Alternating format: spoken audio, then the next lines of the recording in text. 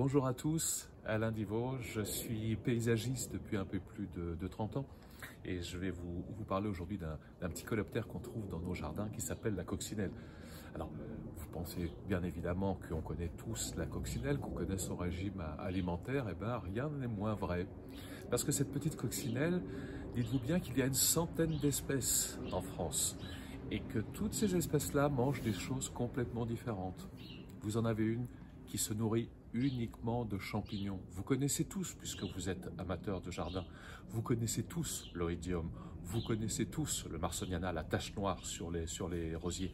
Eh bien ça, dites-vous bien qu'il y a une petite coccinelle en France qui est spécialisée.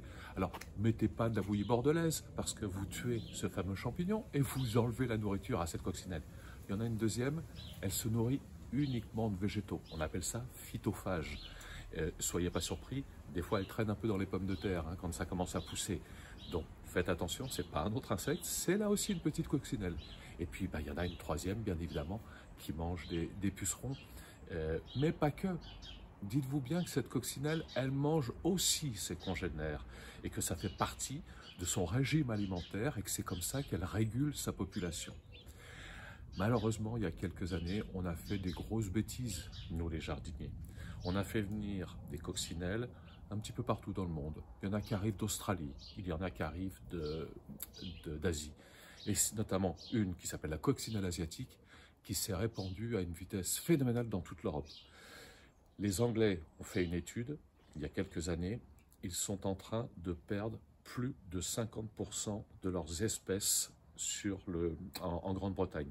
Ça veut dire quoi? Ça veut dire que cette coccinelle asiatique, écoutez bien, se nourrit et mange la coccinelle européenne, mange les coccinelles européennes. On en est au même stade en France, c'est qu'aujourd'hui nous sommes en train de perdre nos coccinelles à cause de cette coccinelle asiatique. Alors vous allez me dire, ok, comment on fait pour les reconnaître? Eh bien, je vais vous dire, ne cherchez pas au niveau de la couleur, elles ont de toutes les couleurs, ces petites coccinelles asiatiques. Il y en a des jaunes, des oranges, des rouges, des noirs. Ne cherchez pas au niveau des points, c'est la même chose, il y a un petit peu de tout. Juste une chose, et je vous ai fait volontairement pris deux photos. C'est d'un côté, vous le voyez ici, qui est la coccinelle asiatique, et juste à côté, vous avez la coccinelle, l'une des coccinelles européennes. Eh bien, regardez au niveau du thorax, vous avez la tête, le thorax et l'abdomen. Eh bien, au niveau du thorax, la nôtre est essentiellement noire, alors que la petite coccinelle asiatique, elle, est blanche et noire. Et si vous regardez bien, le blanc et le noir forment un M. C'est la seule différence qui vous permet de les identifier. Celles qui rentrent dans vos maisons l'hiver et qui vont s'agglutiner dans les coins de fenêtres, c'est celle-là, c'est pas la nôtre. La nôtre, elle reste dehors. Elle peut rentrer un petit peu aussi dans nos maisons, mais c'est essentiellement l'asiatique. Donc, encore une fois, à ce moment-là, vous les remettez dehors, vous faites quelque chose, mais sachez qu'elle est en train de détruire nos coccinelles et qu'on va perdre les nôtres.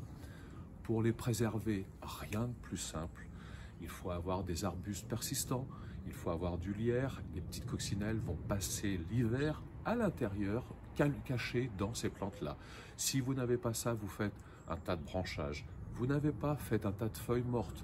Ne mettez pas tout en décharge. Vous faites un petit tas de feuilles mortes. Les coccinelles vont passer l'hiver dedans pour ressortir au printemps. Et puis écoutez, si vous n'avez rien de tout ça, vous faites comme j'ai fait ici derrière, c'est de faire un petit gîte pour les fameuses coccinelles, où vous avez des branches, vous avez des écorces, vous avez du philadelphus, du bambou, tout ça.